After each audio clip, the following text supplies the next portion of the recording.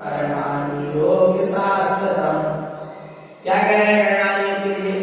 कर्णानि योग संपूर्ण, पूरे कर्णानि योग का, संपूर्ण कर्णानि योग का सार निचोड़ क्या है? स्वात्म चिंता सदा, अपने आत्म स्वरूप का क्या होना? चिंता हो। किसकी? अपनी आत्मा की क्या होना? चिंता होना कि कहीं मेरी आत्मा विभागों में ना चली जाए, कहीं मेरी आत्मा को कर्म का बंध ना हो जाए। ऐसा क्या होना? चिंता होना। मुझे अपने स्वभाव में रमण करना है, मुझे रत्नात्रय को धारण करना है, अपने स्वरूप में लीन होना है। इस तरह क्या चले? विभाव से हटने की चिंता और स्वभाव में लगने के लिए चिंतन। ठीक है, भाव से हटने की चिंता और स्वभाव में लीन होने का चिंतन होना चाहिए। स्वस्वरूपम च आराध्यम कर्णानि योग शास्त्र। जो स्वस्वरूप की आराधना कर रहा है, अपने आत्मा की आराधना कर रहा है, उसके जीवन में कर्णानि योग कब तक के लिए? शास्त्र, हमेशा के लिए इसके जीवन में कर्णानि योग में प्रवेश कर, या उसने कर्णानि योग के मर्म को समझ लिया कि बस अपने शाश्वत स्वस्वरूप की आराधना करना ही कर्णानि योग का सार है। गुरु महाराज तो कह रहे चारों अनुयोग का सार क्या है? बस एक ही है, किसी भी अनुयोग के आश्रय से हमें अपने स्वस्वरूप की आराधना करना है। साधन कोई भी हो सकता। आगे शुद्धात्मा चेतनम जयते भवभयं श्रियं परं पंचदीप्तिमयं क्या कह रहे हैं? शुद्धात्मा चेतनम जयते, अपना जो चेतन आत्मा है क्या है? शुद्धात्मा है। कैसा है? किस पद का धारी है? ओम प्रियम श्रियम पदम। निःशुद्धात्मा मैं ओंकार में परमात्म पद का धारी हूं, परमेश्वरी पद का धारी हूं। हिरण्यम इधर सर्वज्ञ अरहत पद का धारी हूं। श्रियम मोक्ष लक्ष्मी ज्ञान पद का धारी हूं। पंचदीप्ति मयंस, मेरी आत्मा केवल ज्ञान नहीं, पंचम दीप्ति अर्थात केवल ज्ञान नहीं, प्रकाश से कैसी है? प्रकाशित, उसमय है। आत्मा केवल ज्ञान मय है। शुद्ध आत्मा शुद्ध गुण, यह आत्मा का शुद्ध गुण है। ऐसे गुणों को क्या करो? गुणों धारण करो। तब हमने कर्णानि योग को क्या कर दिया? समझ लिया। अरे स्वभाव को समझ लिया, सब कुछ समझने वाले को समझ लिया। क्या? जिससे समझ रहे हैं, किससे समझ रहे हैं? समझ से समझ रहे हैं, समझ से समझ रहे हैं। समझ है ज्ञान से समझ रहे हैं, समझ को ही समझना, समझ से समझ को ही समझना है और समझ में ही समा जाना। पर कैसे समाएंगे? तो क्या कह रहे हैं? सल्यम त्रिविद्यामयं तेकं ज्ञानं त्रिविधं ओम पूर्ण सर्वं ओंकारं च विद्यते। सल्यम विद्यामयं, विद्या आदि सल का क्या करो? त्याग करो। तब जाकर स्वभाव में जीव प्रवेश कर पाएगा। भाई तो कैसे करेगा? ज्ञानम त्रिविधं मुक्तम, तीन प्रकार के ज्ञान से क्या हो जाओ? मुक्त हो जाओ। यानी जो स्वाध्याय कर रहा है, कर्णानि योग का अध्ययन कर रहा है, उसके जीवन से तीन प्रकार की सल्ले नहीं गई, तो ज्ञान आदि नहीं छूटे, यानी उसने अभी स्वाध्याय। जिनवाणी के स्वाध्याय का मर्म यही है, आशय यही है कि क्या करना है? हम जब जिनवाणी का स्वाध्याय करेंगे, जिन्हें परमात्मा ने जो कहा है उसको स्वीकार करेंगे, तो हम निसंत हो जाएंगे। होंगे क्या? नहीं हो जाएंगे, क्योंकि सर्वज्ञ की सर्वज्ञता में जो आया है सो होएगा। अब जब होएगा शल्य किसकी रहती है? कहीं ऐसा ना हो जाए, कहीं ऐसा ना हो गया या ऐसा करूंगा, ये क्या लगेगी? शल्य लगेगी। पर शल्य कब तक है? जब तक जिन्हें परमात्मा की वाणी को स्वीकार नहीं किया, अपने आप स्वरूप को स्वीकार नहीं। जहां मैंने स्वीकार कर लिया कि सर्वज्ञ की सर्वज्ञता में जो आया है वो होने वाला ही, फिर अब काय की शल्य? पहली बात तो ये बाहर सर्वज्ञ की सर्वज्ञता को स्वीकार करेंगे, जो बाहर में जो हमें शल्य लगी है संसार शरीर रूप की, वो क्या हो जाएगी? छूट जाएगी। इसके बाद भीतर का आत्म स्वरूप का श्रद्धान हो गया कि मैं आत्मा ही परमात्मा हूं माने आ रहा है। अब जब मैं परमात्मा हूं तो परमात्मा को काय की शल्य? परमात्मा को कौन सा कार्य करना है? करवाना है। जो शल्य लगी, शल्य काय की होती? किसी कार्य को करने की या करवाने की। अब जब मैं परमात्मा हूं, मैं कुछ करने वाला स्वीकार कर लिया, मैं कुछ करने वाला नहीं, मैं तो परमात्मा से हूं, मुझे कोई शल्य है नहीं। यदि शल्य है तो कहां? अभी स्वीकार कहां किया कि मैं परमात्मा से आ रहा है? भगवान आत्मा बहुत सूक्ष्म। शल्य इतनी खतरनाक होती है, जैसे वो कांटा चुभ गया ना, जब तक वो निकल ना जाए तब तक चैन। और ये संसार की शल्य कभी नहीं निकलने वाली, निकलेगी तो स्वभाव के आश्रय, वेद ज्ञान तत्व निर्णय के अभ्यास से ही शल्य क्या होगी? छूटेगी। जिसकी शल्य छूट जाती है निर्भाव होता। सबसे बड़ा भार किसका है? परिग्रह का नहीं है, कपड़ों का नहीं है, वस्त्र का नहीं है, मकान गाड़ी का नहीं है, समाज संयोग इनका किसी का नहीं है। सबसे बड़ा शल्य किसका है? सबसे बड़ा भार है तो किसका है? शल्यों का। शल्य लगी है।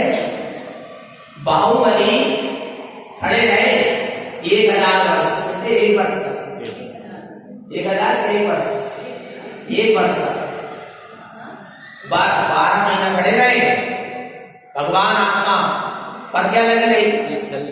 कोई भार नहीं था, सारे परिग्रह को छोड़ दिया, पर अंदर में शल्य थी कि मैं भरत की भूमि में खड़ा हूं। कितनी सी शल्य? क्या कर दिया?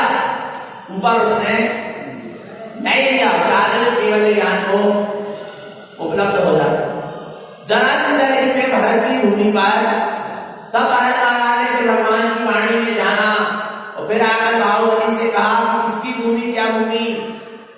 तब जाकर वे सचेत और सावधान हुए। शल्य छूटी तो काम बना ऊपर उड़ गए। जरा सी शल्य भगवान आपको, वो भी भाव की वितरा की साधु थे, फिर भी क्या थी? शल्य की उम्र को नहीं मारा है। और जो अभी भगवान आत्मा है सारे संयोग के बीच में, और अभी रात ये शादी का कसाई काल करें, कितनी शल्य? विचार करना। तो शल्यों से क्या होना है? छूटना है। तो शल्यों से छूटने के लिए हम क्या करें? शल्यों से छूटने के लिए क्या करें? देखना, ज्ञानी को किसी की शल्य नहीं, यदि सच्चा ज्ञानी है करता है, पुरुषार्थ करता है, कसाय परिणाम भी आते, ज्ञानी को भी आते, क्योंकि मुनिराज तक तो स्वजन कसाय होते आते कसाय परिणाम, पर शल्य नहीं है।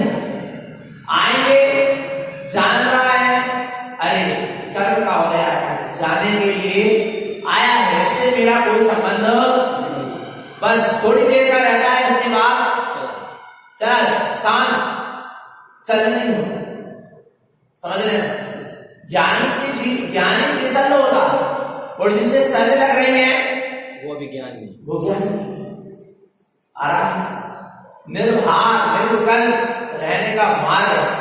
पर इस मार्ग में आने के बाद में जीव को क्या लग गई? शल्य लग गई। क्यों? क्योंकि लक्ष्य सही नहीं था। लक्ष्य आत्म कल्याण का होता, आत्म विशुद्धता का लक्ष्य होता, तो जीव छोटी छोटी से भगवान आत्मा विभागों में नहीं अटकता। छोटी छोटी कर्म धाराओं में नहीं अटकता, छोटे छोटे प्रसंगों में विचलित नहीं होता। समझ लेना भगवान वास्तव तारण स्वामी निसर्ग थे, जब तो डंके की चोट पर सत्य का संगनाद किया, संग लग जाती भगवान आत्मा कि नहीं यदि मैं सत्य बोलूंगा तो कोई ऐसा ना कर दे, ऐसा ना हो जाए, तो ना सत्य के मार्ग पर चल पाते और ना सत्य कह पाए, और ना हमारे तक ऐसी सत्य देशना मिल पाए। निसर्ग रहे वास्तव में। और व्यवस्था को देखोगे तो सज लगे, व्यवस्थित को देखोगे निसर्ग रहो। क्या व्यवस्था देखोगे तो सज है, और व्यवस्थित को देखोगे तो निसर्ग।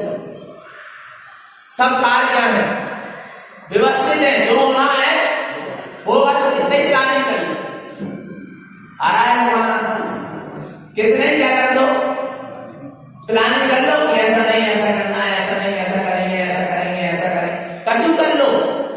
जो होना है वही होएगा, वही होएगा।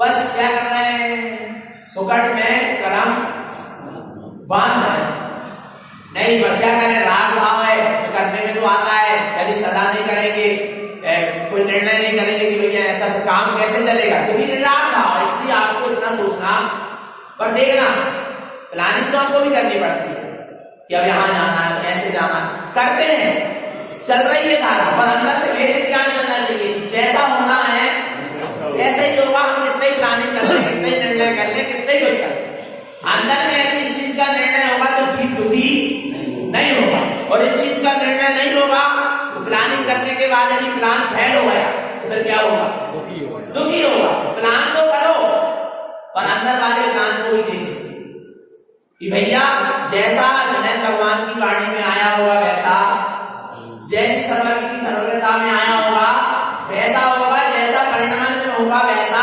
होगा। मैं प्लानिंग तो कर रहा हूं, परंतु जरूर नहीं है कि क्या हो जाए, सक्सेस हो जाए, और नहीं हो रहा है तो दुखी मत। और दुखी कौन नहीं होगा, जिसको अंदर में भेद विज्ञान तत्व निर्णय हो। पहले यात्रा करना है, करना है कि नहीं करना है, होगी क्या नहीं होगी, परिणाम आ रहा है, भावना चाहिए परिणाम, सब परिणाम में प्लानिंग करो, कोई दिक्कत नहीं है, पर अंदर में तत्व निर्णय है। और यदि तत्व निर्णय नहीं रखोगे, प्लान फेल होगा तो क्या होगा, दुखी होगी। और फिर देखना दुखी तो स्वयं होगे, फिर दूसरों पे दोष होगा, इनके कारण नहीं हो पाया, इनने ऐसे किया, इनने, अरे ज्ञानी की नशा है, समझ लेना। ज्ञानी की इतनी उत्कृष्ट नशा होती है, हर समय आनंद में रहता है, उसको कोई सल्ला नहीं, करते हुए भी, कार्य करते हुए भी उसको कोई सल्ला निर्वाह है, इसलिए आनंद में। कितना ही बड़ा से बड़ा कार्य कर ले और उसको कर्तव्य करने की मानता नहीं होती। और जिसको कर्तव्य करने की मानता होती है चेतन आत्मा, वो कर्तव्य करने की मानता के कारण अंदर से इतना दुखी होता है और कर्म को बांधता, और काम हो जाए, काम नहीं हुआ तो दुखी होता, काम हो जाए तो अहंकार आता है कि देखो मैंने इतना बड़ा काम किया, अरे क्या किया, जो होना था होगा, कुछ नहीं, उंगली तक नहीं हिला सकता, हिला सकता है, लगवा लग जाए, पैरा नहीं लग जाए, उंगली नहीं हिला पाएगा। और क्या सोच रहा है कि मैं पलक तक नहीं झपक पाएगा, चेतन आत्मा कुछ नहीं कर सकता। निर्भर रहो, निसर्ग रहो, जो होना है अंदर में रहो, अंदर में जिसको ये तत्व निर्णय होगा कभी दुखी नहीं होगा, वो कभी तत्व निर्णय करने वाले को कोई अपेक्षा नहीं रहती, और जब अपेक्षा नहीं रहती तो दुखी भी नहीं होती, क्योंकि अपेक्षा ही दुख का। किससे अपेक्षा करें, पर से क्या अपेक्षा करें, आ रहा है पर समय से क्या अपेक्षा करें, भगवान आत्मा। इसलिए तत्व निर्णय निरंतर चलता है। देखो हम आपको एक उदाहरण बताते हैं, समझ ज्ञानी की दशा क्या होती है? एक मंदिर का काम चल रहा था, मंदिर बनते हैं ना, पहले क्या होता था, गिट्टियां नहीं होती थी तो बड़े बड़े पत्थर क्या करते थे, फोड़ देते और गिट्टियां बनती थी, अभी तक बनी है, हमने भी देखा है। तो वो पत्थर को 3 लोग अलग अलग घेर बना बना के मंदिर के ही थोड़े पास में 3 व्यक्ति फोड़ रहे हैं अलग अलग। अब वहां से एक साधु निकले और साधु ने पहले व्यक्ति से पूछा, तुम क्या कर रहे हो? तुमने कहा दिख नहीं रहा, दुनिया देख रहा था, सामने दिख भी रहा है क्या कर रहा है, फिर भी क्या होता है पिछले में आ जाता है, क्या कर रहा है? साधु ने भी सहज में पूछ लिया क्या कर रहे हैं, दिख नहीं रहा, पत्थर फोड़ रहे हैं, मेहनत कर रहे हैं, मंदिर बना रहे हैं, ऐसे बोल दिया।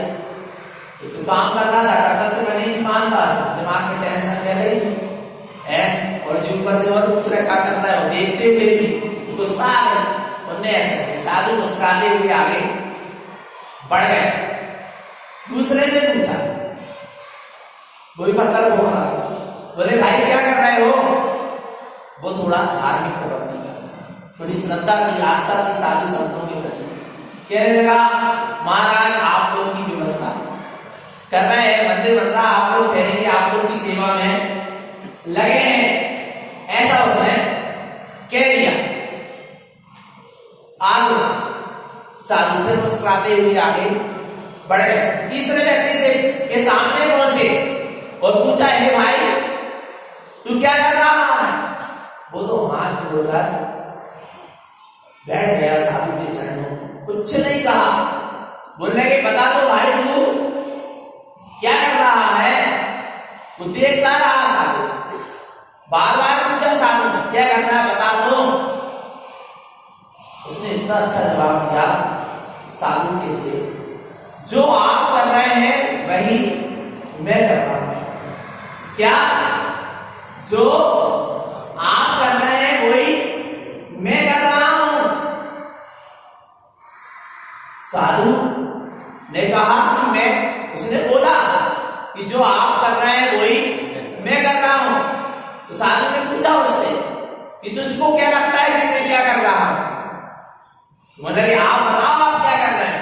बोले मैं तो जान रहा हूं और देख रहा हूं। साधु ने कहा, तो वो भी कह रहा मैं भी जान रहा हूं और देख रहा हूं।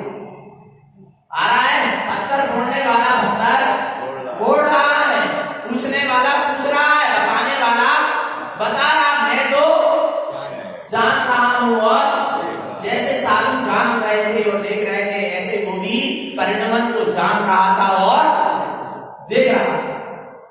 कर्म करते हुए भी उसको कर्म का बंध नहीं हो रहा। आ रहा है भगवान, कर्म करते हुए भी कर्म का बंध नहीं हो रहा था। क्यों? क्योंकि अंतरंग में ध्यान था, सचेत था, सावधान था। एक ने साधु को बुरे शब्द बोल के पहले वाले ने अशुभ कर्म का क्या कर लिया, बंद कर लिया। दूसरे वाले ने थोड़े शुभ वचन बोले, शुभ भाव रखे, तो शुभ कर्म का बंद कर लिया। पर तीसरे वाले ने न शुभ माना ना अशुभ। क्यों?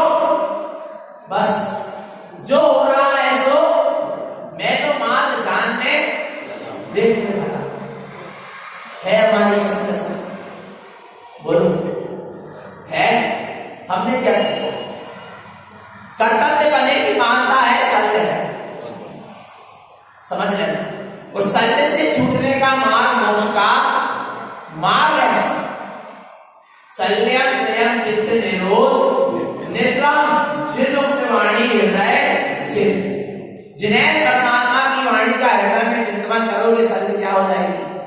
है ही नहीं शल्य, मेरे में शल्य नहीं, और जहां शल्य वहां मैं नहीं।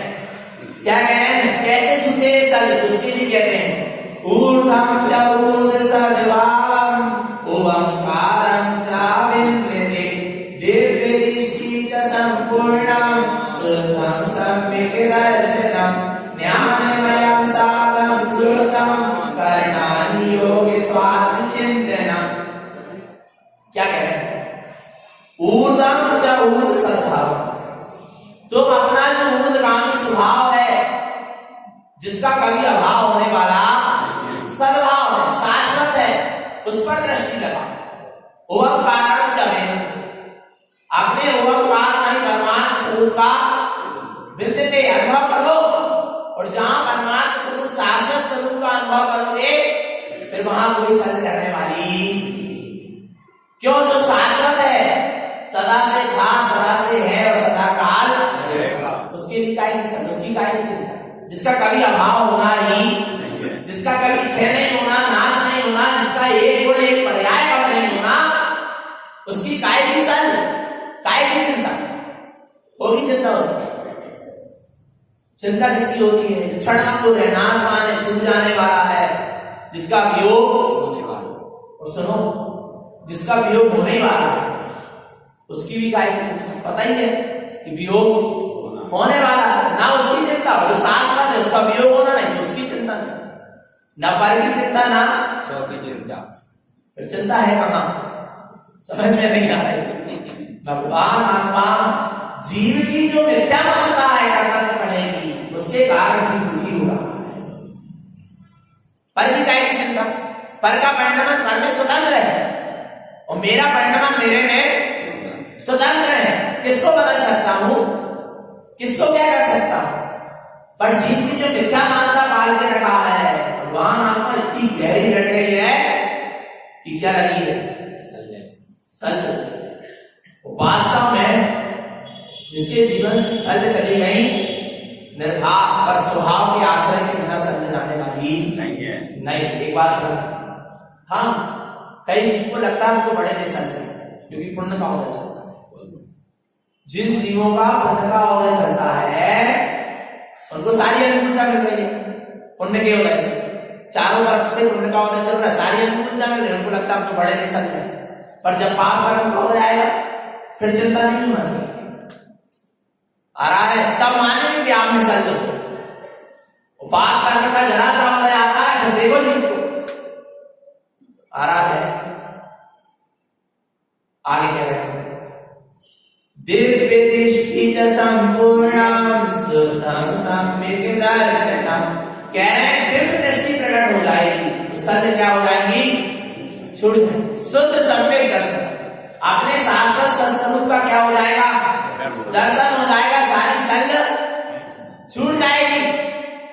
दिव्य दृष्टि सब आत्मा कैसा है? दीप्यमान प्रकाशमान है, ऐसे शुद्धम प्रकाशम शुद्धात्म तत्व की दृष्टि का नाम है दिव्य दृष्टि। कौन सी दृष्टि?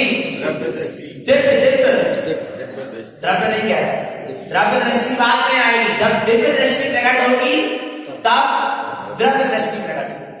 दिव्य दीप्यमान प्रकाशमान स्वभाव को जिसने जान लिया, जिसकी दृष्टि में प्रकाशमान चैतन्य स्वभाव आ गया, अर्थात जिसका ज्ञान नेत्र खुल गया, उसके लिए कह रहे हैं कि उसके जीवन से सारी सर्व ज्ञान अज्ञान सब क्या हो जाएगा? क्षय हो जाएगा।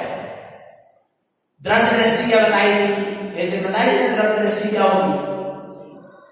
क्या होगी द्रव्य दृष्टि? स्वरूप की दृष्टि बनेगी। बहुत बढ़िया, द्रव्य को उसके स्वभाव से देखना। जगत में जीव द्रव्य कैसे हैं? जगत में जितने भी जीव हैं वे सिद्ध स्वरूपी शुद्ध, ठीक है ना? और जितने भी पुद्गल में कैसे हैं? शुद्ध परमाणु रूपी।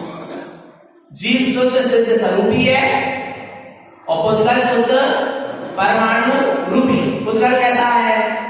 परमाणु रूपी है, शुद्ध परमाणु रूपी। आ रहा है ना? अच्छा है और ना पक्का हुआ है। और आत्मा कैसा है? शुद्ध सिद्ध स्वरूप पक्का।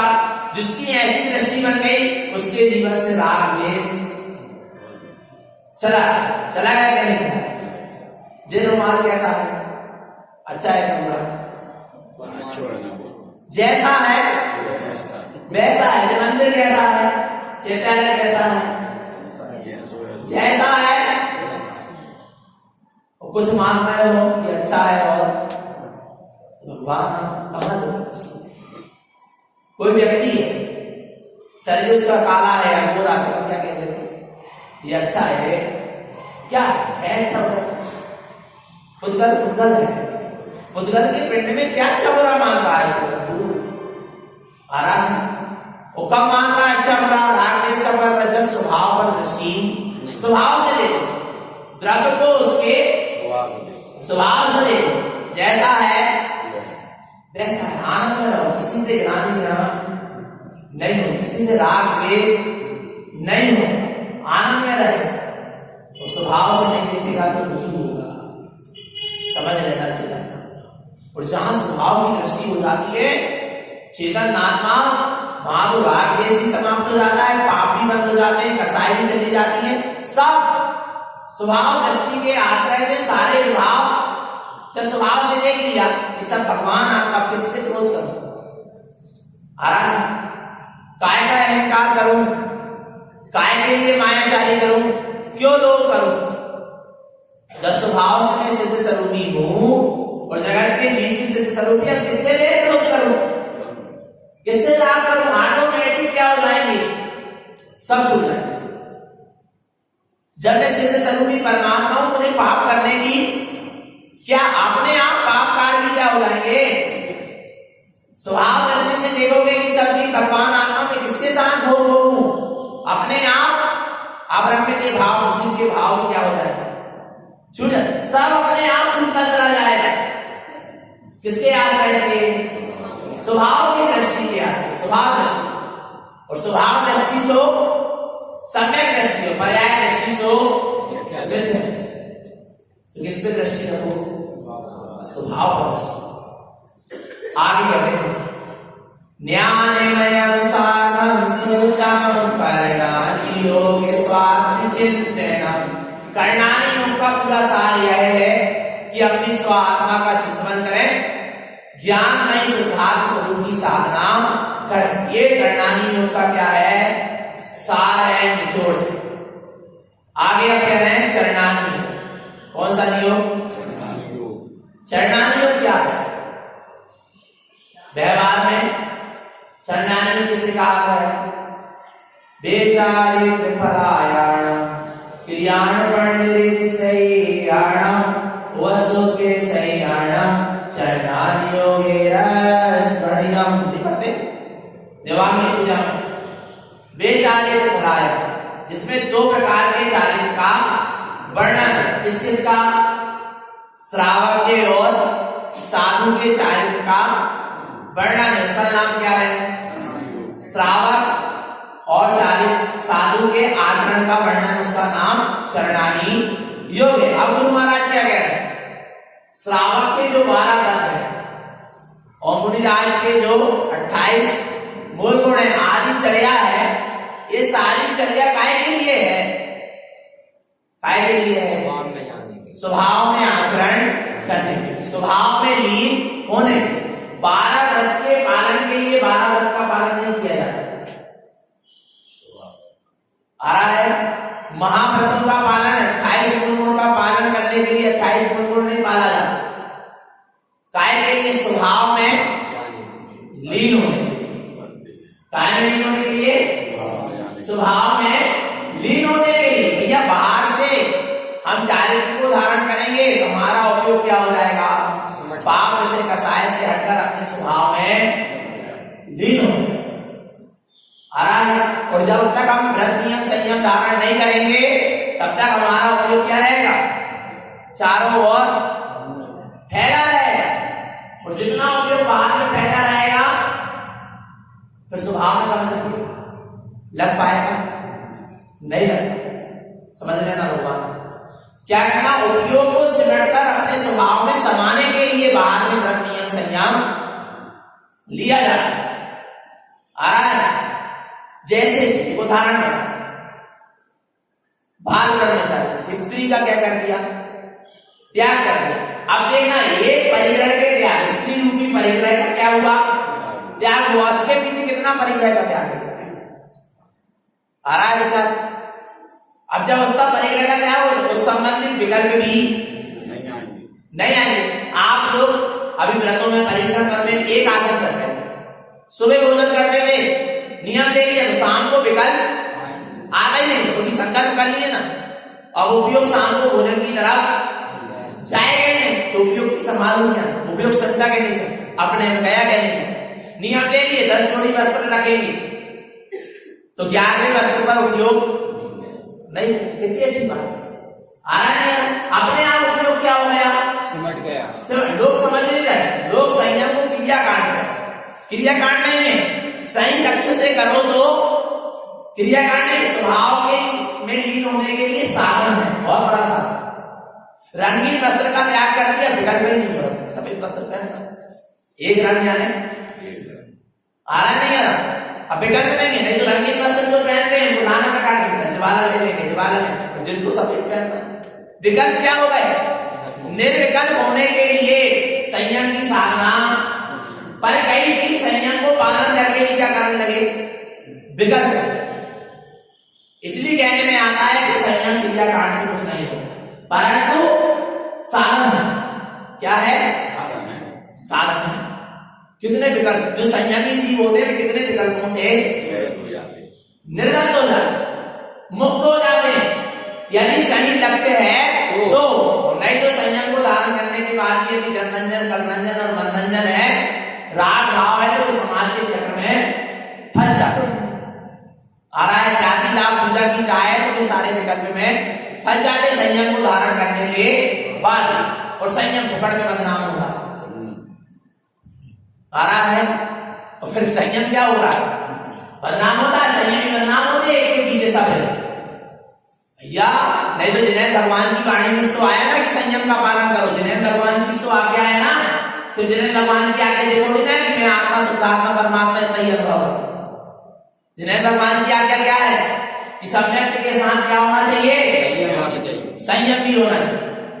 यदि आप एक पक्ष को लेकर चल रहे हो एकांतवादी मिथ्या दृष्टि, संयम अकेले से भी कुछ नहीं होता और सम्यक अकेले से भी कुछ नहीं होता। दोनों का क्या होना चाहिए, समन्वय होना चाहिए, तब काम चलेगा, वैसे काम करने वाला नहीं।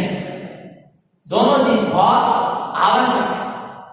जैसे वो जंगल से गुजर रहे थे और जंगल में आग लग गई, एक अंधा था और एक लंगड़ा था, और क्या लग गई, जंगल में आग लग गई। अब क्या करें, अब क्या करें, एक अंधा था और एक लंगड़ा था, वो कैसे जाए, कैसे बढ़े, अंधा अकेला है, भागे तो पता चले और आगे में जाकर, और लंगड़ा तो भाग ही नहीं सकता। दोनों ने क्या कर लिया, अंधे के कंधे में कौन हो गया, लंगड़ा हो गया, ठीक है ना। और वो लंगड़ा का तो आंख थी, आपको क्या बता रहा है, रास्ता बता रहा है, अंधा चल रहा है। आ रहा है, समन्वय, संयम और सम्यक का समन्वय होगा तब मोक्ष के मार्ग में बढ़ पाएगा, नहीं तो नहीं बढ़ेगा। ध्यान रखना, कोई आत्मा की चर्चा करने से कुछ होता नहीं है, मानो तो ना मानो। और जिन जिन चीजों को सम्यक हुआ है, संयम नहीं हुआ है।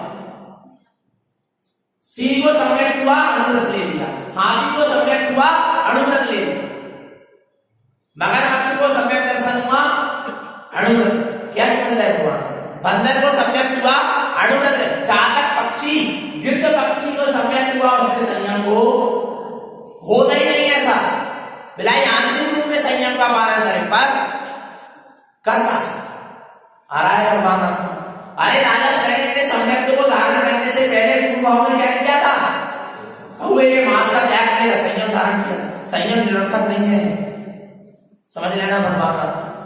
संयम की कभी अवहेलना, हाँ, सम्यक का लक्ष्य नहीं है, आत्म कल्याण का लक्ष्य नहीं है, तो संयम को निरर्थक कहा गया है नहीं। देखना, जैसे कि वो सेठ जी, जिंदत सेठ थे, जिनका नियम था कि जब तक ये अग्नि, जो दीपक जलता रहेगा, प्रज्वलित रहेगा, तब तक मैं समाई करूंगा। तो लोग क्या कहने लगे, सेठ जी समाई करने से कहां चले गए, मेंढक की पर्याय से समाई करने से नहीं गए, जो उनको प्यास की वेदना सताई उसने उनका उपयोग लग गया, इस कारण वो कहां गए, समाई करने से नहीं। समाई करने का फल ये था कि मेंढक की पर्याय में जाने के बाद ही वो समूह शरण में पहुंच गए। आ रहा है भगवान आत्मा समझ में? कभी संयम निरर्थक नहीं होता। एक महाराज से एक बहू ने पूछी, अम्मा से एक बहू ने पूछी एक महाराज से जाकर कि महाराज एक बात बताइए, मेरी माता जी बहुत नियम संयम पालती है, खूब मंदिर जाती है, खूब नियम संयम का पालन करती है, पर बहुत मायाचारी, हमारी सास बहुत मायाचारी करती, बहुत छल कपट करती, पर व्रत नियम संयम का भी पालन करती। आखिर ऐसा कैसे? उनकी क्या गति होगी, उनको क्या फल मिलेगा? तो महाराज ने कहा देखो, वो नियम संयम का जो पालन कर रही है ना, ठीक है ना, उसका फल भी उनको मिलेगा। वो जो मायाचारी कर रही है उसका फल भी, बोले आज मायाचारी कर रही है तो तिर्यक गति में जाएगी, पर जो उनके व्रत नियम संयम और निर्वाणी शुद्धि के संस्कार हैं उससे उनको तिर्यक गति में ऐसे निमित्त मिलेंगे और वहां उनको सम्यक दर्शन की प्राप्ति हो जाएगी। आ रहा है भगवान आत्मा। संयम तो संयम है, चारित्र तो चारित्र है, सम्यक सही दे दो सम्यक चारित्र कहलाने लगा, और मिथ्या सही दे दो मिथ्या चारित्र कहलाने लगा। आ रहा है भगवान आत्मा। तो क्या कह रहे हैं, संयम की साधना करो, पर लक्ष्य किसका होना चाहिए, अटको मत। संयम में क्रियाकांड में अटको मत। लोग संयम को क्रियाकांड कर रहे हैं, और भी लोग क्रियाकांड कर रहे हैं नाना प्रकार की, वो क्रियाकांड नहीं कि बिल्कुल हाथ में हाथ रख के बैठ गए। बोलो, विचार करो, अशुभ कार्य कर रहे हैं वो क्रियाकांड नहीं है, सभी कार्य क्रियाकांड है। विचार करो, आ रहा है। पर क्या करें, जैसे हम संयम नहीं पाल पा रहे हैं हम, तो हम यही बात करें क्या क्या कि संयम पालने से कुछ नहीं, गलत। ऐसा सत्य जैसा है बिलाई हम नहीं कर पा रहे। आया है पुरुषार्थ देशना में, सबसे पहले जीव को काय का उपदेश दें, तो पुरुषार्थ सिद्धि उपाय में अमृतचंद आचार्य कह रहे सबसे पहले जीव को मुनि बनने का उपदेश। काय का? मुनि बनने का। मुनि बनने की योग्यता ना हो तो फिर उसको 12 तत्वों का प्रतिमा धारण करने का, देश प्रति श्रावक बनने का उपदेश। पर लक्ष्य तो सबसे पहले उपदेश तो ऊंचा ही होना। आ रहा है, फिर ना पालन कर पाए फिर नीचे। और गुरु महाराज कह रहे हैं प्रथमा उपदेश सम्मति, पहले उपदेश काय का दो। क्यों कहा गुरु महाराज ने? क्योंकि जीव ने सारे कार्य कर चुका, मुनि व्रत धारण भी कर चुका, और सम्यक को धारण नहीं किया, इसलिए गुरु महाराज ने सबसे पहले प्रथमा उपदेश सम्यक। सम्यक का तो 2 उपदेश, पर सही स्पष्ट स्वरूप बताओ किसका, सम्यक का। आ रहा है, और नहीं तो भैया जीव स्वयं भटक रहा है और दूसरे जीवों को भी। हम तो कह रहे हैं हम भटक जाएं, पर हम किसी को भटकाएं। आ रहा है भगवान, हम सुलट पाए और न सुलट पाए, पर दूसरों को भटकाने का कोई अधिकार नहीं है। चेतन आत्मा जिन आगम जैन धर्म अनेकांत, पर जीव अनेकांत को समझ नहीं पाता। वास्तव जो चरणानी की बात चल रही है कि आचरण करना है, चारित्र का पालन करना, पर काय के लिए, अपने स्वरूप में रमण करने के। तो क्या कह रहे हैं, चरणानी योग का सार क्या है, निचोड़ क्या है? चरणानी योग चारित्रम चिद्रूपम रूपे दृश्यते, आरूढ़ आगम च मध्यम च संपूर्णम ज्ञानमयम्। जो अपना आत्मा का परिपूर्ण सर्वांग, आत्मा की एक एक प्रदेश कैसे है, ज्ञानमय चिद्रूप है। स्वरूप ही है। ज्ञान नहीं है आत्मा का एक एक, जैसे कि शरीर का एक एक प्रदेश ऐसा मलमय मल से भरा है, ऐसे आत्मा का एक एक प्रदेश कैसे ज्ञान और आनंद और चेतना से लबालब भरा है। ऐसे ज्ञानमय चेतन आत्मा को क्या करो, दृश्य दे, जिसकी दृष्टि में ऐसा ज्ञानमय चेतन आत्मा दिखाई दे रहा है, यह दिखाई देने लगे, यही चरणानी योग का सार है, यही चरणानी योग का निचोड़ है।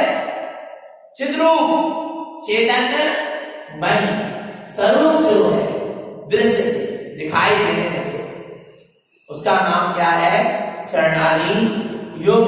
आगे कहते हैं षट कमलम त्रिलोकम च साधम धर्म संयुतम चिद्रूपम रूप दृश्यन्ते पंचदीप्तियम। कह रहे हैं धर्म ध्यान की साधना करो, धर्म ध्यान से संयुक्त रहो। किसके माध्यम से, षट कमल के माध्यम से। षट कमल, गुप्त कमल, नाभि कमल, हृदय कमल, कंठ कमल, मुख कमल, और एक बार चर्चा इस विषय में हो चुकी। त्रिलोकम, यही अपना निज लोक है। त्रिलोक यानी कौन सा, सम्यक दर्शन, सम्यक ज्ञान, सम्यक चारित्र्य जो अपना रत्नात्रय नहीं आत्मलोक है, उसका षट कमल के माध्यम से अवलोकन करो, धर्म ध्यान से संयुक्त रहो और अपने चैतन्य स्वरूप को देखो। चरणम पंच दिव्य, पंचम केवल ज्ञान में स्वभाव में आचरण करो। काय में आचरण करना है, पंचम केवल ज्ञान में स्वभाव में आचरण करना है। जी कहां आचरण करना है, इतना अच्छा तीन लोक का त्रिलोकीनाथ भगवान स्वयं अनंत गुणों का धारी, उसमें तो आचरण नहीं कर रहा। कहां आचरण कर रहा है, पर पर्याय, कोई अशुभ में और कोई शुभ में, और शुभ में भी सही ढंग से नहीं करता भगवान। शुभ में भी शुभ के नाम पर, धर्म के नाम पर अधर्म में ही क्या करने लगा, आचरण करने लगा। और सोच रहा है कि मेरा धर्म में आचरण क्या है, धर्म में आचरण गुण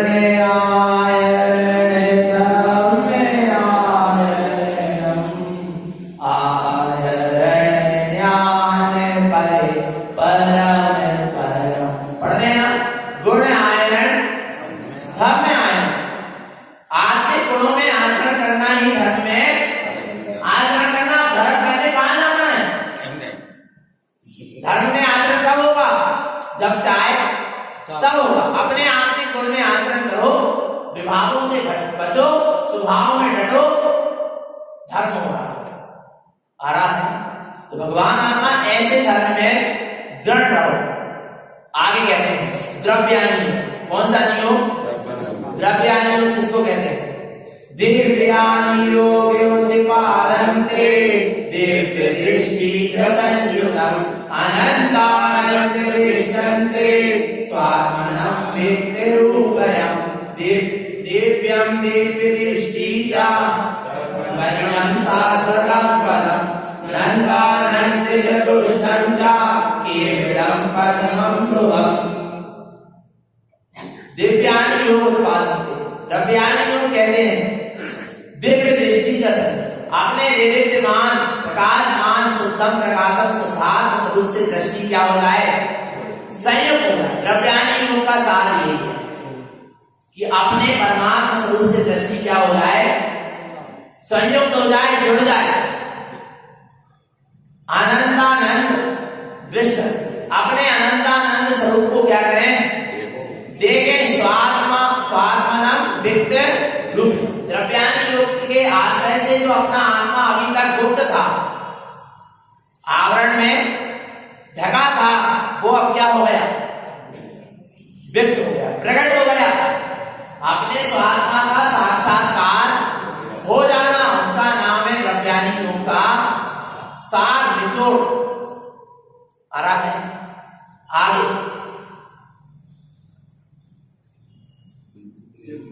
दिव्यम दिव्य दृष्टि का सर्वज्ञम शाश्वतम, ये द्रव्य दृष्टि में, दिव्य दृष्टि में, द्रव्यानी योग की दृष्टि में या द्रव्यानी योग के स्वाध्याय करने से क्या होगा? तो कह रहे सर्वन्नम शाश्वतम, अपना सर्वज्ञमयी अर्थात ज्ञान, सर्व ज्ञान है, ज्ञान में अपना शाश्वत पद दिखाई देता है। दिव्य दृष्टि में क्या दिखाई देता है? अपना ज्ञानमय शाश्वत पद दिखाई देता है। कैसा है वह पद? नंदानंद चतुष्टय, अनंतानंद चतुष्टय मैं, अनंत दर्शन, अनंत ज्ञान, अनंत सुख और अनंत कौन?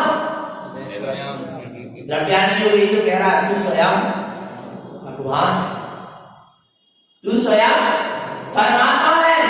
और यदि द्रव्यानी योग का हम स्वाध्याय कर रहे हैं तो द्रव्यानी योग के स्वाध्याय करने वालों को तो बाहर में परमात्मा को भूलने ही चाहिए। आ रहा है समय सार ऐसे ग्रंथ जिन्होंने पढ़ लिया सभा में और पढ़ा दिया, मात्र चर्चा से कुछ नहीं। समय सार क्या कह रहा है? नमः समय साराय, अमृत जन्माचार्य कह रहे हैं समय साराय स्वान रूपया चकाश है चित स्वभाव भाव है सर्व भावांतरश, मेरे स्वानुभूति में जो चकाचक प्रकाशमान चेतन स्वभाव आया वही परमात्मा है। मैं उसी समय सार स्वरूप को नमस्कार करता हूं। अब ऐसे समय सार को पढ़ने वाले पढ़ाने वाले भी बाहर में परमात्मा को भूल रहे थे। समय सार कहां पढ़ा? बाहर कहां सीख चुका है? समय सार क्या पढ़ा? बिलाई कह रहे हैं कि मैं भगवान आत्मा हूं, रूपी भगवान, और कहने से और यदि हाथ कहीं बाहर परमात्मा के नाम पर जुड़ रहे हैं तो ना भी समय सार पढ़ा ना योग सार, 14 ग्रंथ तो बहुत दूर का भगवान आत्मा। द्रव्यानी योग की बात है, समय सार कौन सा ग्रंथ है? द्रव्यानी योग का ग्रंथ है, योग सार द्रव्यानी योग का ग्रंथ है। और द्रव्यानी योग कह रहा है तू स्वयं भगवान है, तू स्वयं परमात्मा है। आ रहा है भगवान आत्मा, और इसका स्वाध्याय करने वाले ये भी भटक रहे हैं। यानी हमने अभी द्रव्यानी योग का स्वाध्याय नहीं आ रहा है। शास्त्र पढ़ने से, गाथा पढ़ने से, आपको बता देने से स्वाध्याय नहीं हो जाता। क्या कह रही है गाथा, उसका अर्थ क्या है, उसका रहस्य क्या है? और कोई बिरला जानेगा। कौन जानेगा? कोई बिरला जानेगा, हर कोई नहीं जान सकता। समझ लेना भगवान वास्तव में धन्य धन्य गुरु भी कारण तुमरो जो ना तुमको जपत है सिद्ध हो। जो कदापि गुरु तार को नहीं हो तो अवतार मिथ्या सागर इसे कैसे लेते? वास्तव में अधिकारी स्वामी का जन्म नहीं होता तो आज इतनी अपन स्वतंत्रता से सत्य को स्वीकार नहीं कर पाते। एक से कारण बंद है जहां पर सत्य की क्या हो रही है? आराधना हो रही है। नहीं तो भगवान आत्मा अपने भी जड़वाद, अचेतनवाद सब मिथ्या क्रिया कांड प्रवेश कर जाता और अपन भी झालर घंटी बजाने में लगे रहते। आ रहा है भगवान, बड़ी मुश्किल से बचे, तू बचे रहो है क्या नहीं भगवान। और नहीं तो अनादिकाल से पर्याय में बह रहे थे और अभी भी, अब तो नहीं बहोगे पक्का? परीक्षा हो सकती है, अब तो हीरा आ रहा है भगवान। कभी भी परीक्षा हो सकती है। भगवान आत्मा हर समय परीक्षा के लिए क्या रहो? तैयार करो। आ रहा है दृढ़ता रखो। क्या रखो? दृढ़ता रखो अपने आप, कुछ नहीं होने वाला। कितनी अच्छी बात कह रहे हैं। देखो अब कह रहे हैं चारों अनुयोग का सार क्या है? चारों अनुयोग का सार क्या है? एक गाथा चत्वारि गुणं जानन्ते पूजा वेदन्ति जम्बुरे संसार ब्रह्मण मुक्तस्य शुद्धं मुक्तिकामिनो। ये चारों जो गुण है शास्त्र प्रतिमानियों इनको जानने का अर्थ क्या है? पूजा वेदंती जब ज्ञानी जन, बुद्धि जन, बुद्धिमान लोग, ज्ञानी जन क्या करते हैं? वेदंती, अपने आत्मा की अनुभूति, स्वानुभूति करते हैं। यही पूजा है और यही निर्वाणी को जानने का, अनियों को जानने का सार है। इससे क्या होगा? संसार भ्रमण मुक्त है। संसार के परिभ्रमण से क्या हो जाएंगे? मुक्त हो जाएंगे और शुद्ध मुक्ति गाम। कहां चले जाएंगे? शुद्ध मुक्ति गाम। शुद्धता को उपलब्ध होते हुए मुक्ति श्री का भ्रमण अपने देश और करना क्या नहीं करना? पक्का पक्का परीक्षा के लिए तैयार है? भगवान आत्मा बार बार कह रहे दृढ़ता रखो, बिल्कुल कुछ नहीं होगा। जे पता है कोई जे मन बहुत परेशान है, क्या मन खुद कमजोर है अभी, और उसको कमजोर बनाने वाले 4 लोग और मिलेंगे। मन तो स्वयं कमजोर है, बुद्धि दृढ़ता आ रहा है, और फिर मन कहेगा नहीं यार चलो आप तो जुड़े ही, शीश तो झुका ले, घर के द्वार तक आए तो हाथ तो जुड़े ही, पर भगवान मन से, और फिर मन के साथ 4 लोग और खड़े। अरे कछु नहीं माने, नहीं आ रहा है भगवान आत्मा। परीक्षा कभी नहीं हो सकती, दृढ़ता रखना पड़ेगी तब काम बनेगा, नहीं तो भैया 4 दिन की मेहनत पानी में न चली जाए। एक दिन में पूरी मेहनत का हो गई, ऊपर ऐसा नहीं होगा, नहीं आ रहा है। और ये मेहनत वास्तव में कभी पानी में नहीं जाए, बिल्कुल सुधरो और बिल्कुल मत सुधरो। पर कभी ना कभी जब भी कल्याण होगा, जीव यदि नरक भी पहुंच जाएगा, याद आएगी कि हमने ऐसी वाणी सुनी, वहां समय को जिनवाणी कभी निरर्थक नहीं जाती। कहीं ना कहीं जीव क्या करेगा? सुनेगा, सुन ले। वास्तव समझ लेना भगवान होता है। चौराहे की बात है कि वहां पर एक बार मंदिर भी हो रही थी, व्रतों में सो रही थी, क्यों होगा? और एक बेल निकला, वो बेल ने इस तरह गजब वहां मंदिर के सामने नृत्य किया कि आप देखते रहे। मंदिर जी को सुन के राहुल बाबू पर मायाचारी करने के कारण इतनी भक्ति, उसको देखकर लोग बड़े आनंद ये आगे इसको क्या हो गया? रहा होगा कोई भक्ति सुन लिया होगा, आप क्या समझते? कभी ना कभी वो जिनवाणी इसके जीवन में काम में दीप्ति वारे ए लहू की कमाई आगे काम आई। ये खून पसीना जो बहा के निर्देशना सुनाई है, आगे काम में आएगी कि नहीं आएगी? आपके भी आएगी और भगवान आत्मा आ रहा है। तो भैया दृढ़ रहे, कायम सम्यक मार्ग, सत्य के मार्ग स्वरूप की सूरत रखें। तो कभी ऐसी परिस्थिति बने, गुरु महाराज को जल्दी से याद करेगा, गुरु महाराज मेरे सम्यक में दोष ना लगे। भगवान आत्मा आप हाथ जोड़ना भी चाहोगे तो हाथ नहीं जोड़ोगे। हम बता रहे हैं आपको प्रैक्टिकल, हम लेने गए थे एक संघ को पहले, बहुत दिन पहले, पर हमारे अंदर भावना जग रही कि ये सत्य है क्या असत्य पता नहीं है। गुरु महाराज यदि मेरे सम्यक में दोष नहीं लगना चाहिए, देखना जब वो सामने आया तब मेरे हाथ क्या हो गए, देखना बंद गए, पत्थर जैसा हो गया। अंदर से भावना हो रही कि झुक जाऊं, पर गुरु महाराज के प्रति अटूट श्रद्धा की थोड़ी देर के लिए मान 2-4 मिनट के लिए ऐसा कड़क हो गया कि झुक ही ना पाऊं, आगे निकल गया, फिर मैं ढीला पड़ गया पूरा शरीर। फिर समझ में आ गई सब क्या है। गुरु महाराज के प्रति पूर्ण श्रद्धा समर्पण रखना और अंदर से भावना माना, गुरु महाराज मेरे जीवन में मेरे सम्यक में कभी दोष न लगे। चाहे तो यदि आप मिथ्यात्व की अनुमोदना नहीं कर पाओगे, यदि ऐसी अटल गुरु महाराज के प्रति श्रद्धा होगी, वो भावना होगी। हम हम तो वास्तव में बता रहे हैं, प्रमाण है बहुत से, और वो कहते इसलिए नहीं कि लोगों को विश्वास उतना नहीं होगा, पर वास्तव में सही बता रहे हैं। हर समय भावना बनाना चाहिए मेरे सब्जेक्ट में कोई दोष ना रहे, कितना प्रेशर बन जाए, कुछ हो जाए, और हम तो ये भावना भी डालते कि ना सब्जेक्ट में कोई दोष लगे और ना संयम में कोई दोष लगे।